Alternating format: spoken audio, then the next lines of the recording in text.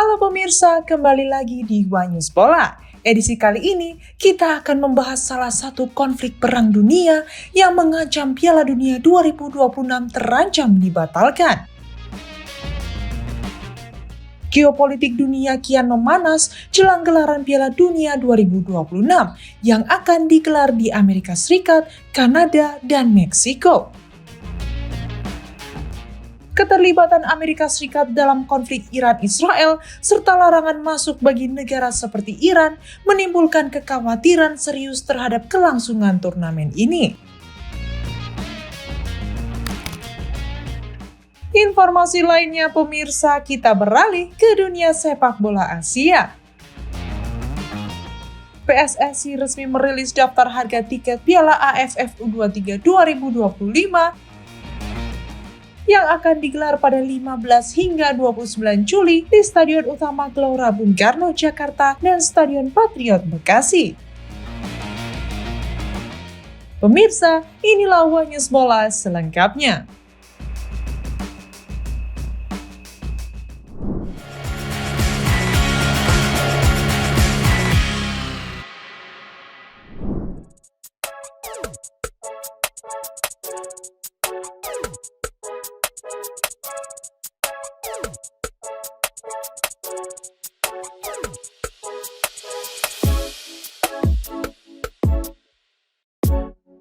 Piala Dunia FIFA, ajang sepak bola paling bergengsi di dunia, tercatat 2 kali gagal digelar akibat dampak perang global.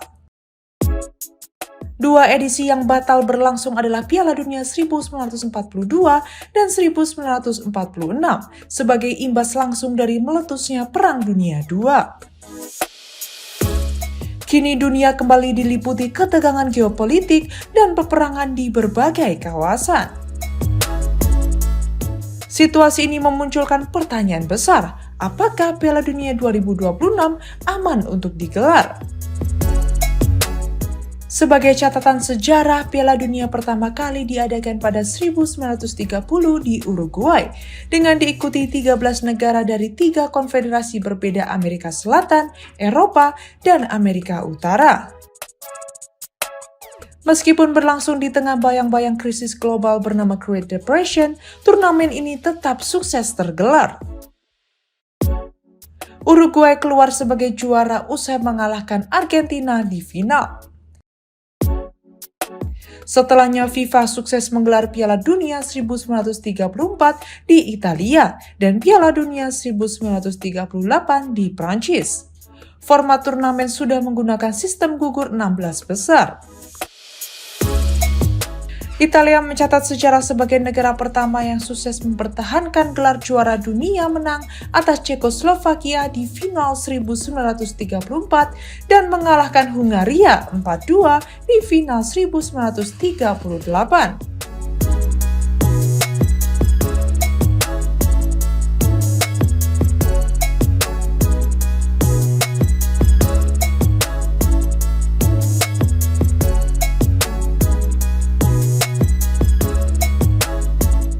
Edisi 1938 juga tercatat sebagai debut Hindia Belanda atau Indonesia yang tersingkir di babak 16 besar setelah kalah 0-6 dari Hungaria.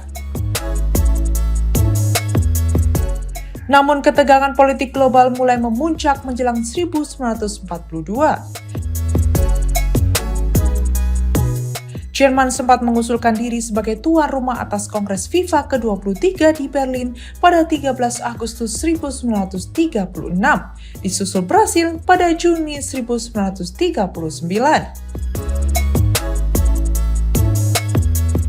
Sayangnya Perang Dunia II yang pecah pada September 1939 membuat FIFA membatalkan edisi 1942, bahkan sebelum menentukan tuan rumah. Edisi 1946 juga tak bisa digelar, meskipun perang sudah berakhir pada 1945. FIFA baru bisa menggelar turnamen kembali pada 1950 di Brasil. Kini menjelang Piala Dunia 2026, situasi global kembali tak menentu. Konflik Iran-Israel kian memanas. Bahkan pada Sabtu 21 Juni 2025 lalu, Amerika Serikat, salah satu tuan rumah Piala Dunia 2026, meluncurkan serangan udara ke 3 lokasi fasilitas nuklir Iran, menandai keterlibatan langsung mereka dalam konflik tersebut. Tindakan itu memperburuk ketegangan global, mengingat dunia juga masih dihadapkan pada perang Ukraina-Rusia, konflik India-Pakistan, serta ketegangan militer di kawasan Laut Cina Selatan dan Taiwan.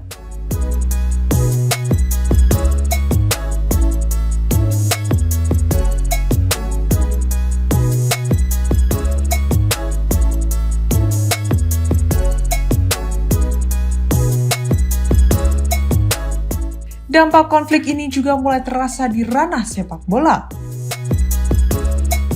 Timnas Iran yang sudah memastikan lolos ke Piala Dunia 2026 sebagai wakil Asia berada dalam situasi pelik.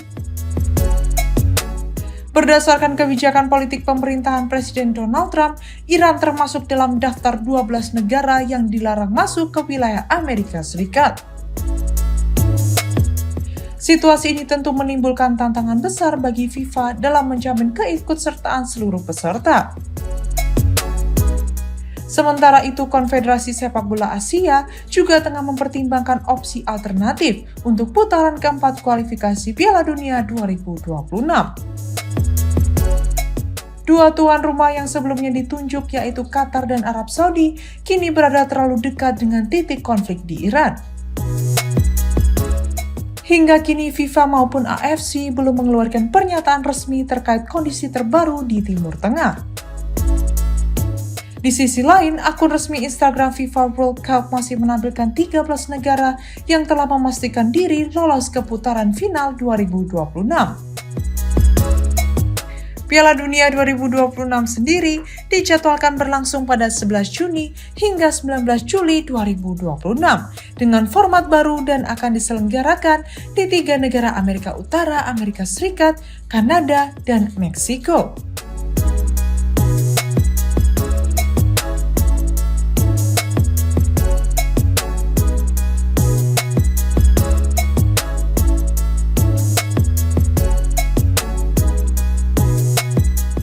Namun melihat pengalaman sejarah serta dinamika geopolitik saat ini, FIFA kini dihadapkan pada tantangan berat untuk menjamin keamanan dan kelangsungan turnamen yang tinggal setahun lagi.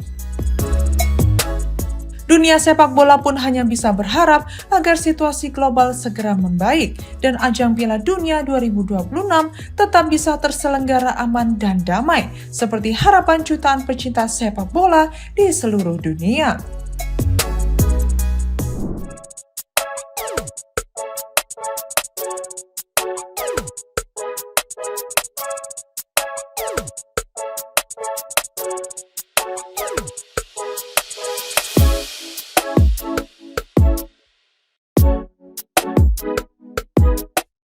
Langkah Inter Miami di Piala Dunia antar klub 2025 harus tertahan setelah gagal meraih kemenangan dalam laga terakhir fase grup. Bermain di kandang sendiri Hard Rock Stadium Miami pada Selasa 24 Juni 2025, tim asuhan Javier Mascherano hanya mampu bermain imbang 2-2 kontra Palmeiras, meskipun sempat unggul 2 gol terlebih dahulu.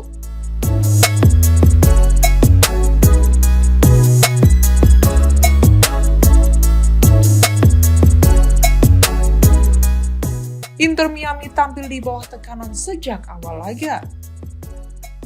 Palmeiras, wakil asal Brasil, tampil agresif dan mendominasi penguasaan bola.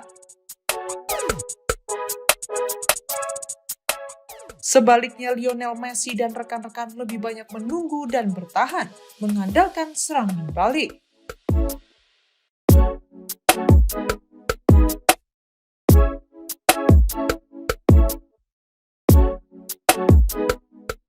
Kendati demikian, Inter Miami sempat unggul lebih dulu 2-0. Namun keunggulan itu tidak mampu dipertahankan hingga akhir pertandingan.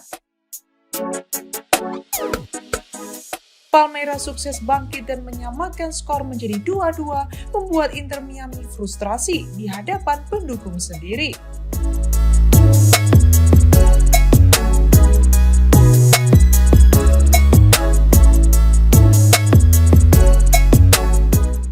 Dalam pertandingan ini, Lionel Messi tak banyak berkontribusi secara permainan.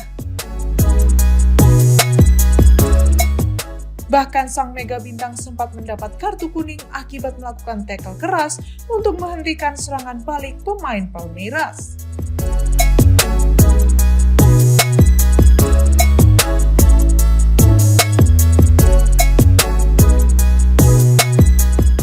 Hasil imbang ini membuat Palmeiras keluar sebagai juara grup A dengan koleksi 5 poin, unggul selisih gol atas Inter Miami yang juga mengoleksi poin sama. Kedua tim tetap lolos ke babak 16 besar, sementara dua tim lainnya di grup A, yakni Al Ahly dan FC Porto, harus tersingkir dari turnamen.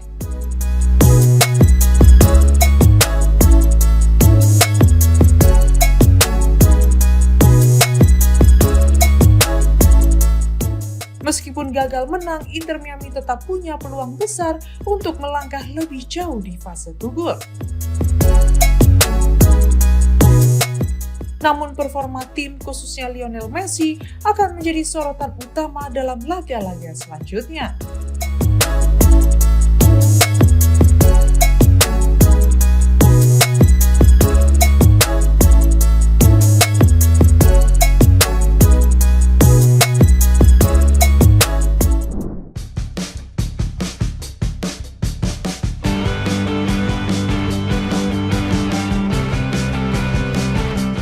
PSSI resmi membuka penjualan tiket untuk menyambut gelaran Piala AFF U23 2025 yang akan digelar pada 15 hingga 29 Juli 2025.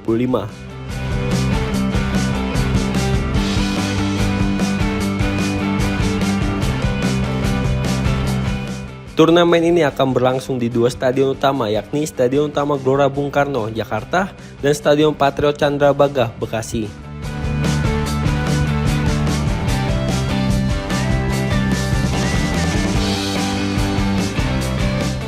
GBK dijadwalkan menjadi lokasi utama penyelenggaraan pertandingan grup A kecuali laga antara Filipina versus Brunei Darussalam yang akan digelar di tempat lain.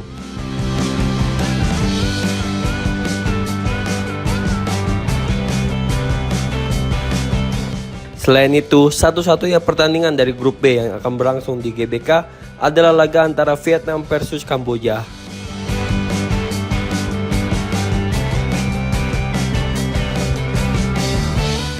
Untuk pertandingan di GBK, PSSI menerapkan sistem paket pembelian tiket yang terdiri dari paket keluarga untuk 4 orang dan paket terusan untuk 3 pertandingan.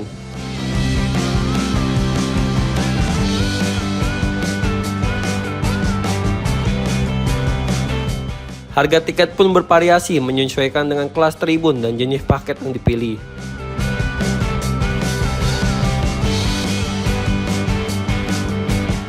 Pada kategori VIP, paket keluarga dijual dengan harga Rp1.800.000.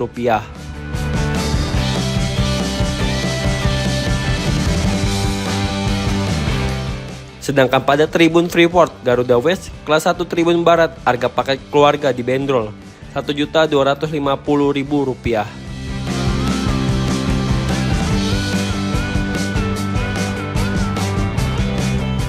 Di Tribun kelas 1 Tribun Timur, harga paket keluarga sedikit lebih murah, yakni Rp1.050.000.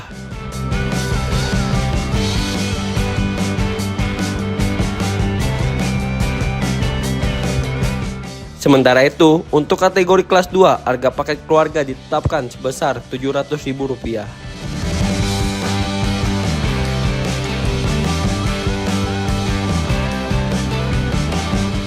Adapun tiket kelas 3 hanya tersedia untuk pertandingan antara Indonesia versus Malaysia dengan harga Rp450.000 per orang.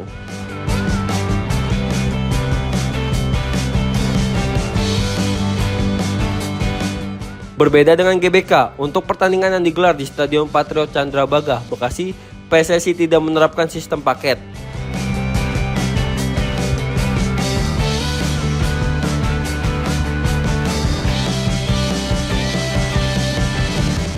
Tiket dijual satuan dengan 3 kategori harga, yakni Mandiri Premium West seharga Rp100.000, Mandiri Garuda West Rp75.000, dan yang termurah adalah Garuda S seharga Rp50.000.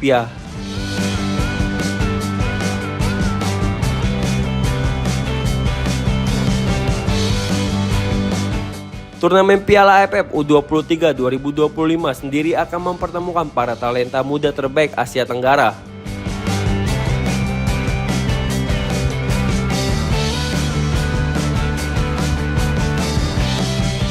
Dengan timnas Indonesia U23 tergabung di grup A bersama Malaysia, Filipina, dan Brunei Darussalam.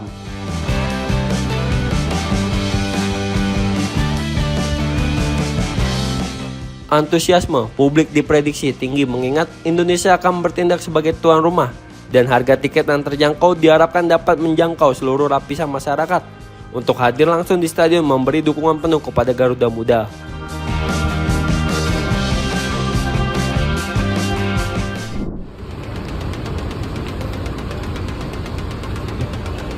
Naik kalau mau ambil lagi. Sorry. Oh.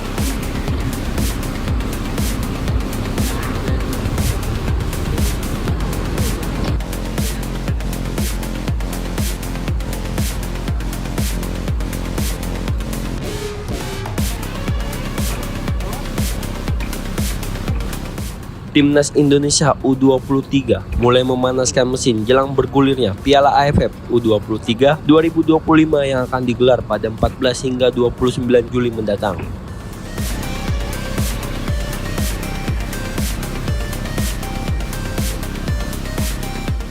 Skuad muda Garuda menggelar sesi latihan perdana di Stadion Madia Jakarta Pusat pada Senin petang 23 Juli 2025.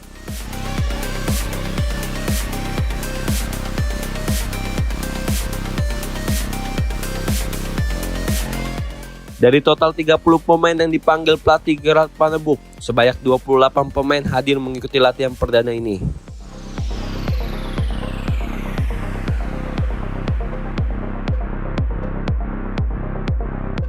Sebanyak 24 pemain menjalani latihan langsung di lapangan, sementara 4 penjaga gawang mendapat porsi latihan khusus bersama staf pelatih kiper.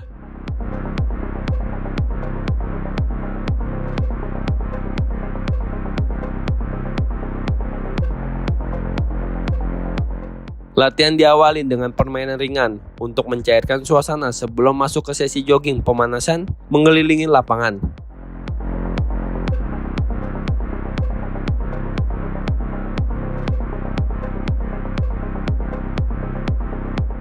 Pelatih kepala Gerard Pannebuch terlihat aktif memberi arahan, sementara para pemain menunjukkan semangat tinggi dalam mengikuti setiap instruksi. Sesi ini menjadi langkah awal timnas U23 membangun kekompakan dan kerjasama tim sebelum tampil di kejuaraan yang digelar di 2 stadion, yakni Stadion Utama Gelora Bung Karno dan Stadion Patriot Candrabaga.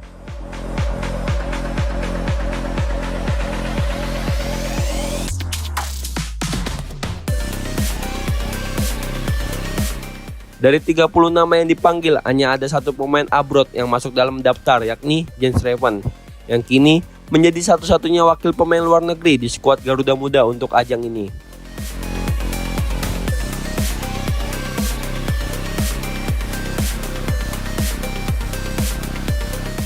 Garuda Muda tergabung di grup A sebagai tuan rumah bersama Malaysia, Filipina, dan Brunei Darussalam.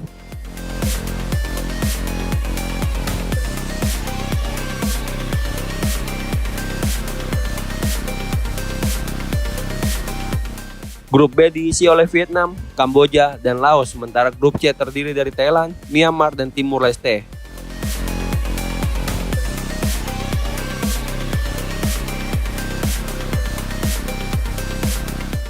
Sesuai regulasi turnamen, hanya juara dari masing-masing grup dan 1 runner-up terbaik yang akan melaju ke babak semifinal.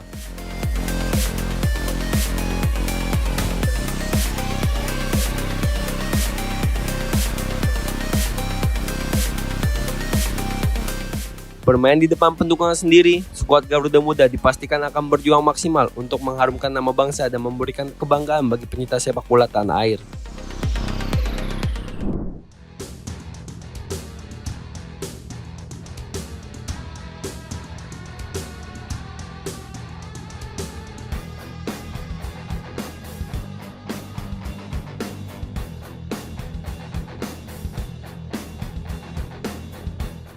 Bek sekaligus kapten timnas Indonesia, Jay Itzes dikabarkan memiliki peluang hingga 79% untuk bergabung dengan klub Serie A Italia Fiorentina.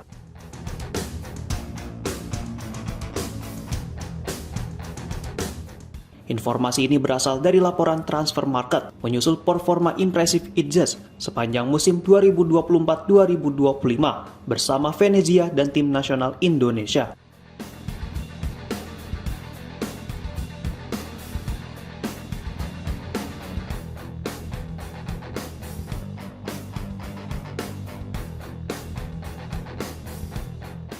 Meskipun Venezia harus terdegradasi dari Serie A, penampilan Jay Itzes tetap mencuri perhatian.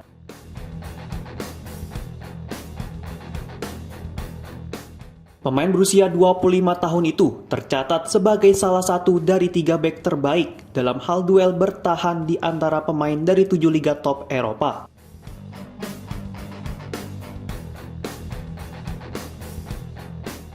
Tak heran jika sejumlah klub Italia mulai melirik Itzes, termasuk Udinese yang sempat dikabarkan tertarik memboyongnya.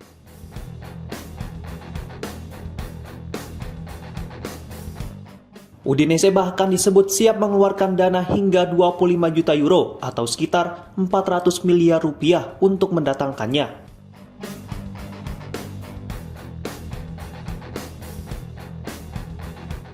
Jika terwujud, nilai tersebut akan memecahkan rekor transfer klub yang sebelumnya dipegang oleh Rolando Mandragora saat dibeli dari Juventus seharga 20 juta euro.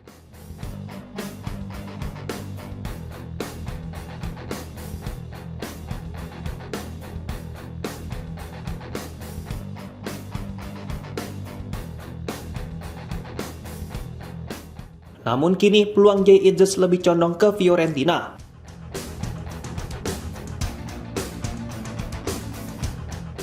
Klub berjuluk La Viola itu finish di peringkat ke-6 Serie A musim lalu dengan 65 poin dan akan tampil di babak kualifikasi UEFA Conference League musim depan.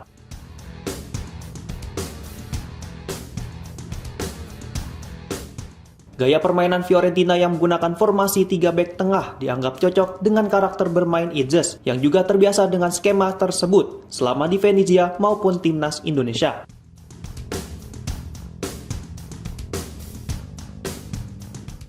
Selain itu, krisis pemain belakang di Fiorentina yang kini hanya memiliki 5 bek, salah satunya cedera yang membuat kebutuhan akan tambahan bek kian mendesak.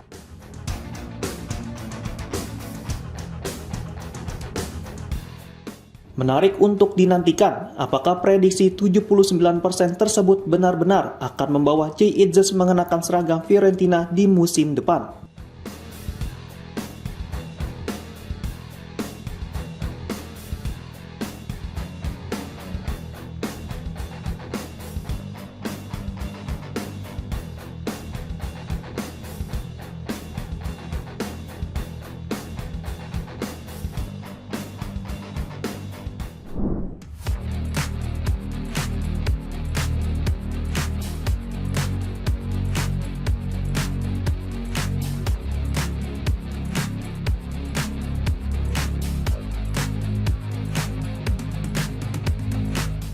Swansea City secara resmi mengumumkan bahwa Nathan Chow Aon akan meninggalkan klub pada bursa transfer musim panas 2025. Keputusan ini diambil berdasarkan kesepakatan bersama antara kedua belah pihak. Kepastian soal masa depan pemain serba bisa berusia 23 tahun itu akhirnya terjawab melalui pernyataan resmi klub pada Rabu, 18 Juni 2025.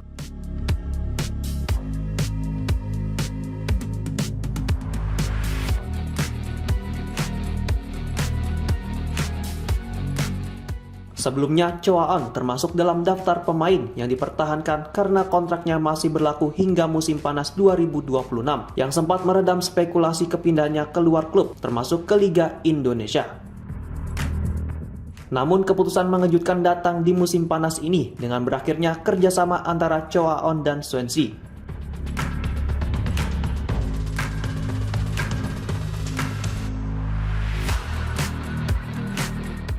Hal ini kembali memunculkan spekulasi bahwa pemain timnas Indonesia tersebut bisa saja melanjutkan karirnya di Liga 1.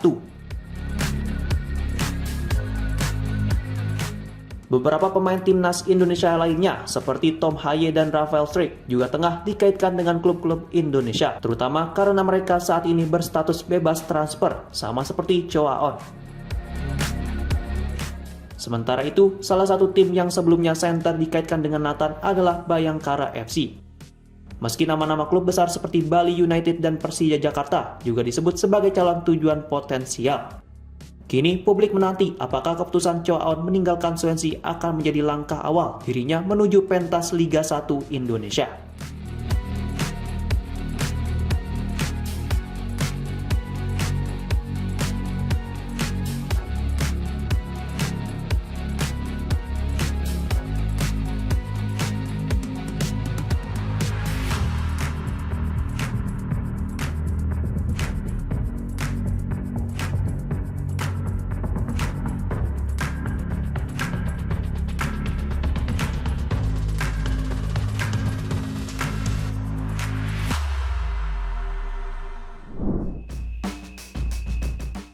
Demikian informasi yang dapat kami sampaikan pemirsa. Terima kasih telah bergabung bersama kami.